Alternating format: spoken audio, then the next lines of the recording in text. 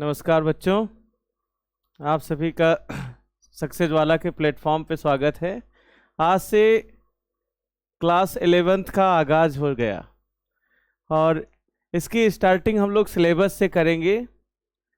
तो आप लोगों को सबसे पहले केमिस्ट्री की बेसिक जानकारी कि कौन कौन सा चैप्टर आएगा और उस चैप्टर में क्या क्या है, कैसे पढ़ेंगे। तो आज हो सकता है कि आज का पूरा टाइम हमारी क्लास का इसी में चला जाए, तो अच्छे से हम लोग सिलेबस को जानते हैं। और चलिए भाई देखते हैं क्या है सिलेबस।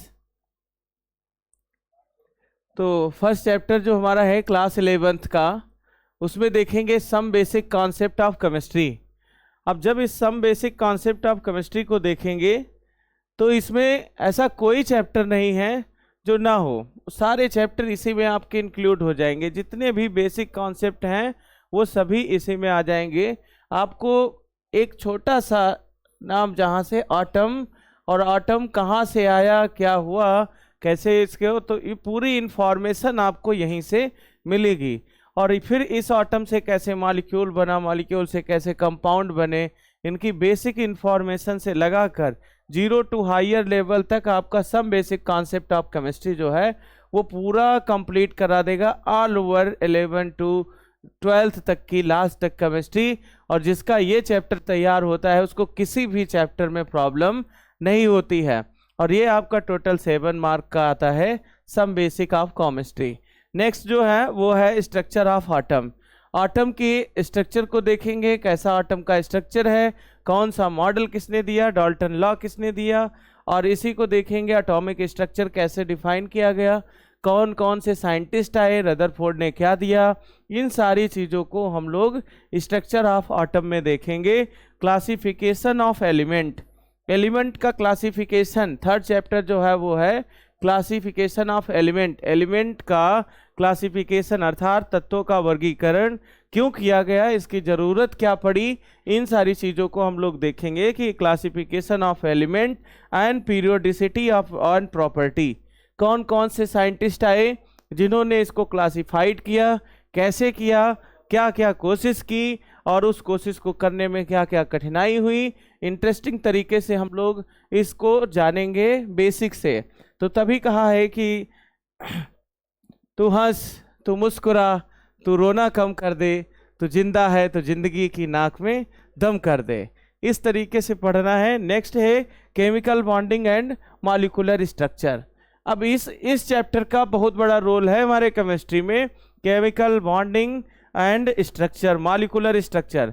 तो किस तरीके से एक केमिकल, एक एलिमेंट दूसरे एलिमेंट से बॉन्ड बनाता है, किस तरीके से जुड़ता है, इन सारी चीज़ों को हम लोग इस केमिकल बॉन्डिंग में देखेंगे।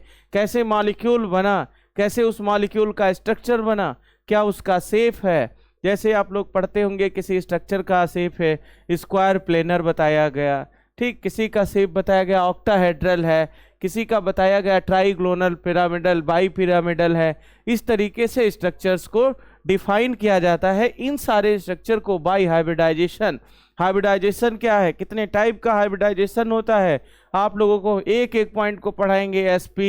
sp2 है ना, इस तरीके से sp3 पढ़ेंगे हम लोग। फिर sp3d को पढ़ेंगे, हाँ, कैसे इलेक्ट्रॉन किस में जाते हैं। इस तरीके को एक एक हाइब्रिडाइजेशन को इसी में हम लोग पढ़ते हैं।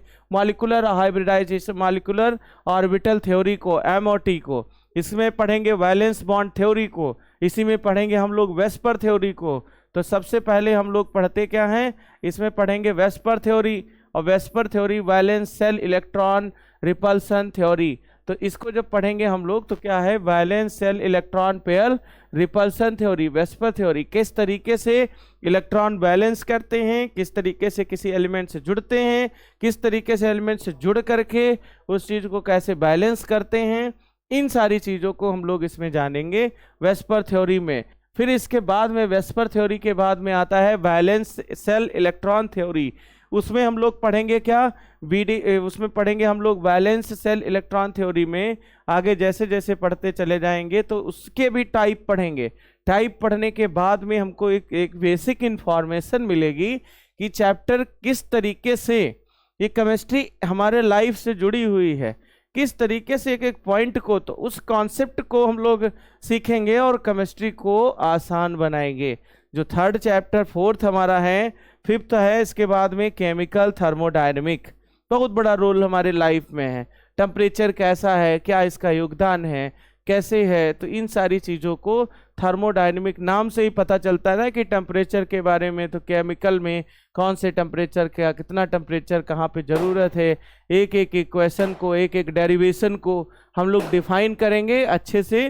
तो ये है आपका केमिकल थर्मोडायनेमिक। और फिर इक्विलिब्रियम, किस तरीके से इक्विलिब्रियम को हम लोग करेंगे, डिफाइन करेंगे इक्विलिब्रियम को, कैसे केपी केसी के बीच का रिलेशन पढ़ेंगे, एक इक्वेशन को किस तरीके से हम बैलेंस करते हैं, इन सारी चीज़ों को, बेसिक जानकारी को अच्छे से इसमें सीखेंगे, क्योंकि 12th में बहुत बड़ा रोल है इसका। अब मेन चैप्टर जो अपना आया है लास्ट सेकंड, ये कौन सा है, नेक्स्ट चैप्टर 7th चैप्टर, जिसका नाम है रिडॉक्स रिएक्शन है। जीवन को बैलेंस करना सिखाता है कौन, redox reaction. Oxidation, reduction, both reaction are conducted, जिसमें जो दोनों रिएक्शन एक ही में हो, तो उसको क्या हम लोग बोलेंगे, रिडॉक्स रिएक्शन कहेंगे। अब ये रिडॉक्स रिएक्शन हमारा जो है ये 4 मार्क्स का आता है। तो 4 मार्क्स का जब आएगा तो इसमें अच्छे से इसको भी पढ़ना है, ज़्यादा बड़ा चैप्टर नहीं है, अच्छे से स्टडी करेंगे। नेक्स्ट चैप्टर हमारा है ऑर्गेनिक केमिस्ट्री। ऑर्गेनिक केमिस्ट्री के में भी है some basic principle and technique, क्या क्या इसकी सम बेसिक केमिस्ट्री इसकी टेक्निक है ऑर्गेनिक केमिस्ट्री की। कार्बन, हाइड्रोजन, ऑक्सीजन से मिल करके जो भी कंपाउंड बनता है उसको ऑर्गेनिक कंपाउंड कहते हैं।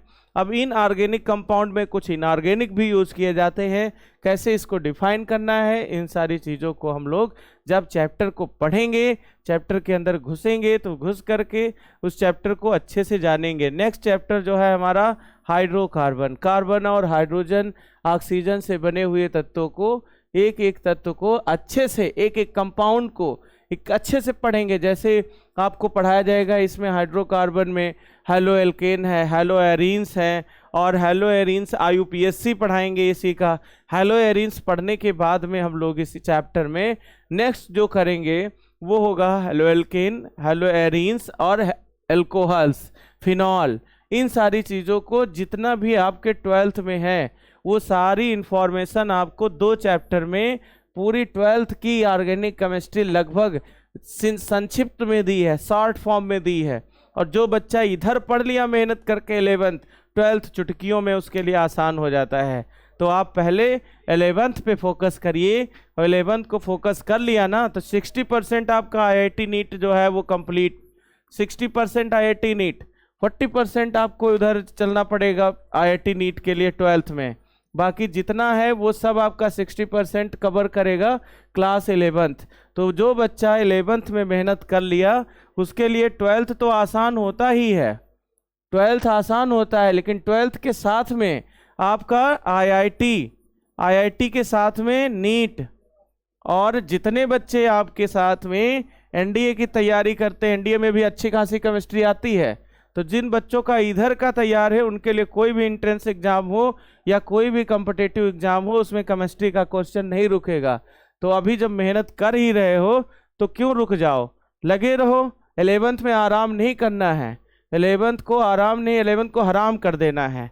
इतनी मेहनत करनी है कि एक एक चैप्टर आपको, एक एक क्वेश्चन, एक एक डेरिवेशन और एक एक रिएक्शन हमारे जीभ पर रटी होनी चाहिए। अब उसके लिए हम लोग अब नेक्स्ट देखते हैं।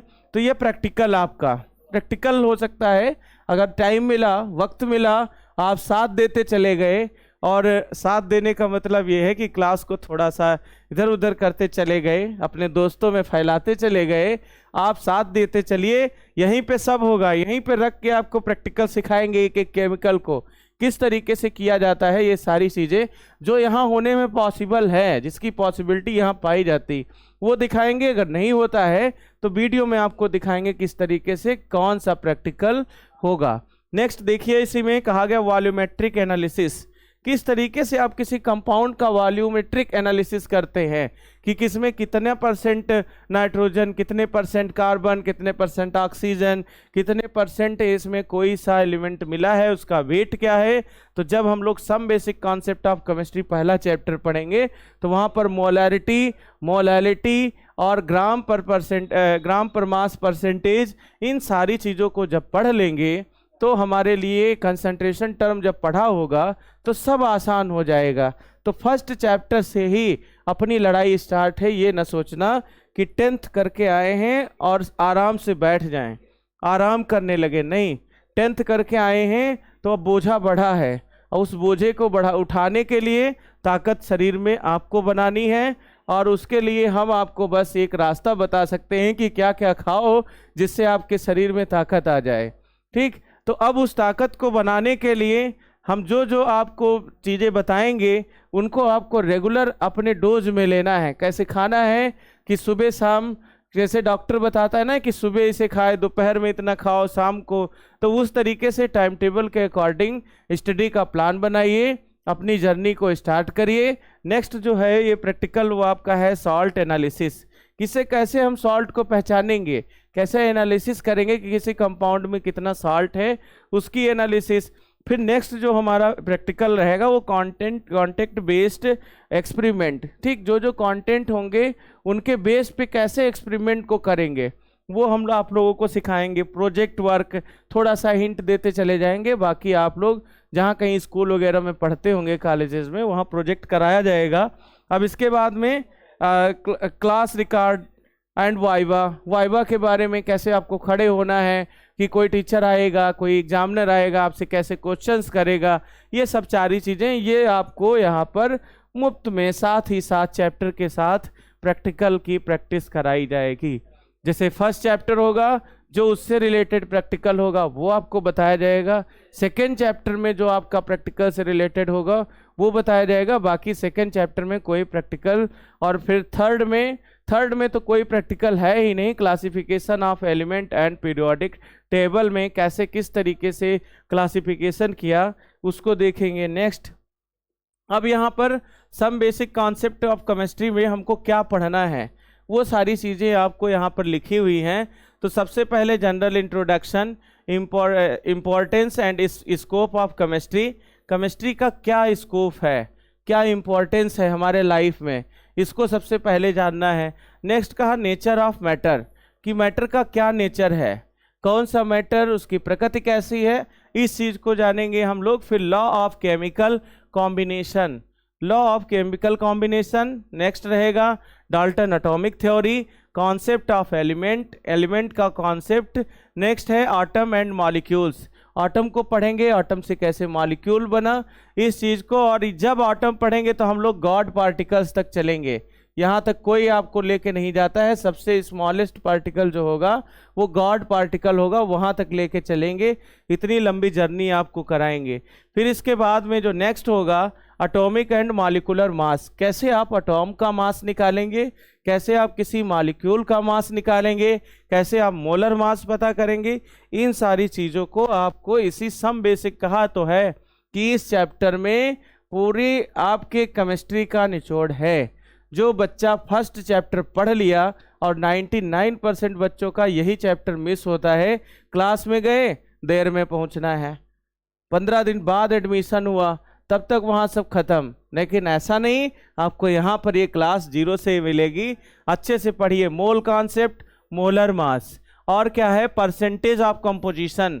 अभी बताया ना कि किसी एलिमेंट में मान लिया आपको CO2 दिया है ना, इसमें कितने परसेंट कार्बन है, कितने परसेंट ऑक्सीजन है, इस चीज़ का कंपोजिशन आपको यहीं से मिलेगा।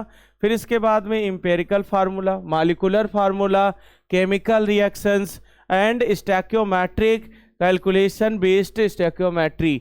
इस तरीके से जितने क्वेश्चंस हैं, मतलब बेसिक मैथ भी थोड़ी बहुत बताने की कोशिश करेंगे, और बाकी आपको मैथ तो मैथ वाले सर समझाएंगे ही। Structure of atom, next chapter जो है आपको वो है structure of atom.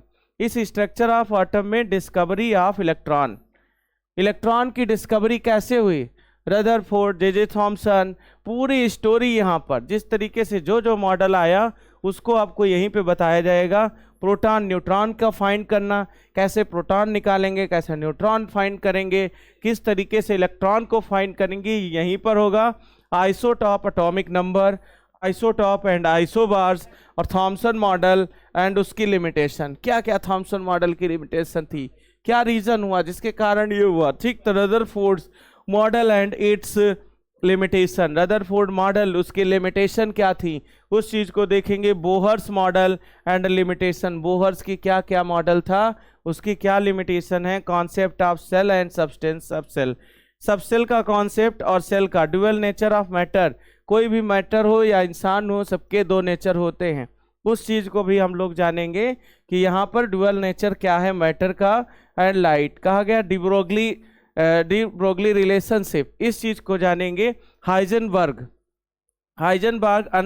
Uncertainty principle, Hindi में कहते हैं हाइजेनबर्ग की अनिश्चितता का सिद्धांत। ठीक, तो Heisenberg uncertainty principle. Concept of orbitals, क्या है कॉन्सेप्ट ऑर्बिटल्स का। ऑर्बिटल्स जैसे आपको जैसे एस पढ़ाएंगे ना तो बताएंगे कि एस के कितने ऑर्बिटल हैं, कितने ऑर्बिटल में कितने इलेक्ट्रॉन रह सकते हैं, ये सारी चीजें हम लोग यहाँ पर जानेंगे। क्वांटम नंबर कितने टाइप के होते हैं इस चीज को जानेंगे। शेप ऑफ एस, एस का क्या शेप है, पी का क्या शेप है और डी ऑर्बिटल्स का क्या शेप है। Rules for filling electron and orbitals, क्या रूल है इलेक्ट्रॉन फिल करने के उनके ऑर्बिटल्स में, इस चीज को जानेंगे। अबाउ प्रिंसिपल फर्स्ट आएगा, फिर नेक्स्ट आपका होगा पाउली का नियम जिसे कहते हैं Pauli law, exclusion principle and Hund's rule. किस तरीके से ऑर्बिटल में इलेक्ट्रॉन को फिल करना है ये आपके हुंस बताएंगे। किस ब्लॉक में कितने इलेक्ट्रॉन रहेंगे, जैसे एस में 2 इलेक्ट्रॉन रह सकते हैं, पी में कितने रह सकते हैं 6 इलेक्ट्रॉन रह सकते हैं, डी में कितने रह सकते हैं 10 इलेक्ट्रॉन रह सकते हैं, एफ में कितने रह सकते हैं 14 इलेक्ट्रॉन्स रह सकते हैं। ये सब चीज़ें आपको अब्बाहू साहब बताएंगे। तो अब्बाहू को पढ़ेंगे, फिर हम लोग प्रिंसिपल ऑफ हुंस रूल पढ़ेंगे, पाउली रूल्स पढ़ेंगे, इलेक्ट्रॉनिक कॉन्फ़िगरेशन ऑफ एटम्स। अब जितने भी एलिमेंट हैं उनको शॉर्ट फॉर्म में जल्दी जल्दी आप लोगों को ये इलेक्ट्रॉनिक कॉन्फ़िगरेशन एटम का बताएंगे। स्टेबिलिटी बताएंगे कि हाफ फील्ड की स्टेबिलिटी कितनी होती है और किसी एलिमेंट को फिल करते टाइम फुल फील्ड की स्टेबिलिटी क्या होती है, तो इस स्टेबिलिटी को जानेंगे। इससे आईआईटी नीट में, ये आईआईटी नीट का खजाना है, आपको कहीं से भी कंफ्यूज करता है एग्जामिनर तो यहीं से उठाता है, 7 से 8 नंबर उठा के यहीं से देता है और उसी में हम लोग जो है लुढ़क जाते हैं। तो इस चीज़ को देखिए। फिर नेक्स्ट जो है वो थर्ड चैप्टर आपका जो होगा वो है classification of element and periodicity in properties. क्या क्या इसकी प्रॉपर्टीज हैं, कौन कौन साइंटिस्ट आया, कैसे इसको क्लासिफाइड किया। तो कहोगे सिग्निफिकेंस ऑफ क्लासिफिकेशन, क्लासिफिकेशन की क्या जरूरत थी। Brief history of the development of periodic table, क्यों पीरियोडिक टेबल को डेवलप करने के पीछे की स्टोरी क्या है, इस चीज को जानेंगे। मॉडर्न पीरियोडिक टेबल कैसे आई इसको जानेंगे, कौन लाया और कैसे इन्होंने एलिमेंट को अरेंज किया। और नेक्स्ट जो होगी वो है periodic trends in properties of element. Atomic radii, कितने टाइप की एटॉमिक रेडियाई होगी, आयनिक रेडियाई, और इसके बाद में हम लोग इसी में पढ़ेंगे inert gas radii, ionisation enthalpy, electron gain enthalpy, electronegativity, valency, nomenclature element with atomic number greater than 100 से ऊपर वाले जो एलिमेंट हैं इनका कैसे नाम रखना है वो आप लोग खुद सीख जाएंगे, जब क्लास में सिखाएंगे तो आप लोग खुद इसका नेमिंग करने लगेंगे। नेक्स्ट जो है वो है chemical bonding and molecular structure. तो अभी बताया ना, इसमें वही सारी चीजें हैं कि बैलेंस इलेक्ट्रॉन्स को पढ़ना है, किसी एलिमेंट में कितने इलेक्ट्रॉन है, किसका बैलेंसी कितनी है। फिर ionic bond, covalent bond, bond parents and Lewis structure, polar character of covalent compound, covalent bond, covalent character and ionic compound का वेस्पर थ्योरी पढ़ेंगे। इसी में हम लोग वैलेंस बॉन्ड थ्योरी पढ़ेंगे। रेजोनेंस क्या होता है, geometry of covalent molecule, covalent molecule की ज्योमेट्री क्या होती है, ये सारी चीजें हम लोग यहीं पर सीखेंगे। Shape of simple molecules, molecular orbital theory जिसे कहते हैं MOT, इसको पढ़ेंगे। इसी से आगे हम लोग magnetic and paramagnetic nature, magnetic and paramagnetic nature को भी देखेंगे कि कैसे फाइंड किया गया इसी थ्योरी के द्वारा। डाई एटॉमिक मॉलिक्यूल जिसे बोलते हैं क्वालिटेटिव ओनली, तो कहोगे क्या, हाइड्रोजन बॉन्ड्स को भी पढ़ेंगे। नेक्स्ट इसके बाद में आपका चैप्टर जो है वो थर्मोडायनेमिक है। कॉन्सेप्ट ऑफ सिस्टम, सिस्टम कितने टाइप के होते हैं, एडियाबेटिक, आइसोबैरिक, बोरिक, आइसोटाइप, तो इन सारी चीज़ों को यही देखेंगे। सराउंडिंग क्या है, वर्क क्या है, हीट क्या है, एनर्जी क्या है, फिजिक्स के ज़्यादा से ज़्यादा टॉपिक यहाँ पर आपको बताए जाएंगे।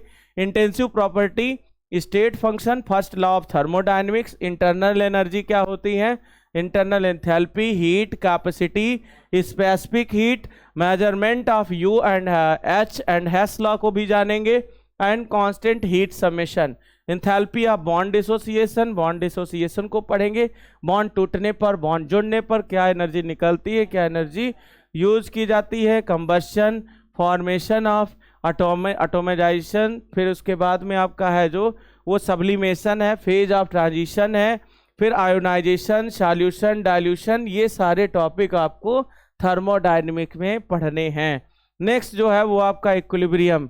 इक्विलिब्रियम में हम लोग फिजिकल एंड केमिकल प्रोसेस को पढ़ेंगे, किस तरीके से फिजिकल प्रोसेस को जानना है, क्या केमिकल प्रोसेस होती है इक्विलिब्रियम में, इन सारी चीज़ों को यहीं पर। डायनेमिक नेचर क्या होता है इक्विलिब्रियम का, ये देखेंगे। लॉ ऑफ मास एक्शन क्या है, इक्विलिब्रियम कांस्टेंट क्या है, और फैक्टर अफेक्टिंग इक्विलिब्रियम, और नेक्स्ट जो है ली चैटेलियर प्रिंसिपल्स, और नेक्स्ट जो है वो आपका ionic equilibrium, ionization, acid and bases को पढ़ेंगे, स्ट्रॉन्ग एसिड को पढ़ेंगे, वीक एसिड को पढ़ेंगे। ठीक, ये सारी चीज़ों को यहीं पर हम लोग स्टडी करेंगे। नेक्स्ट जो चैप्टर आपका लगा हुआ है वो है रिडॉक्स रिएक्शन। रिडॉक्स रिएक्शन में ऑक्सीडेशन और रिडक्शन को जानना है कि ऑक्सीडेशन क्या है, तो कहोगे addition of oxygen, removal of hydrogen, इसका अर्थ क्या, ऑक्सीडेशन। फिर उसके बाद में रिडक्शन में इसका अपोजिट कर दो, दोनों एक ही रिएक्शन में होंगे तो नाम हो जाएगा क्या, रिडॉक्स रिएक्शन। ऑक्सीडेशन नंबर को पढ़ेंगे, फिर इस ऑक्सीडेशन नंबर के बेस पे कैसे हम रिएक्शन को बैलेंस करेंगे, इस चीज़ को जानेंगे।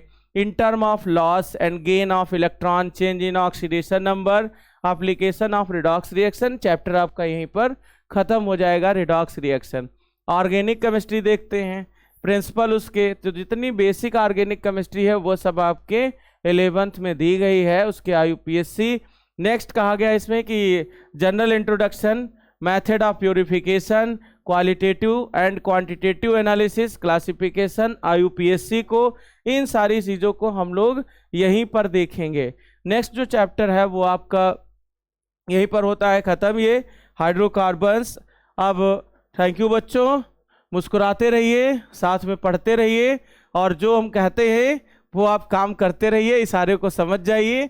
क्लास को आपको बस डेली कहते अच्छा नहीं लगता है, लेकिन फर्स्ट क्लास है तो ज़रूर कहेंगे। अपना कर्तव्य आप करिए, हम अपना कर्तव्य करते रहेंगे। कॉपी और पेन को लेकर के मोबाइल के सामने, फ़ोन के सामने बैठिए, पढ़ते रहिए, और क्लास को शेयर करिए, लोगों तक पहुंचाइए, लाइक करिए, कमेंट करिए। कोई प्रॉब्लम हो, कहीं पर कुछ नहीं समझ में आ रहा है, आप कमेंट में डालिए, हमारे टेक्नीशियन पढ़ करके बताएंगे, बाकी हम भी देखेंगे और उसको सॉल्व किया जाएगा। थैंक यू बच्चों।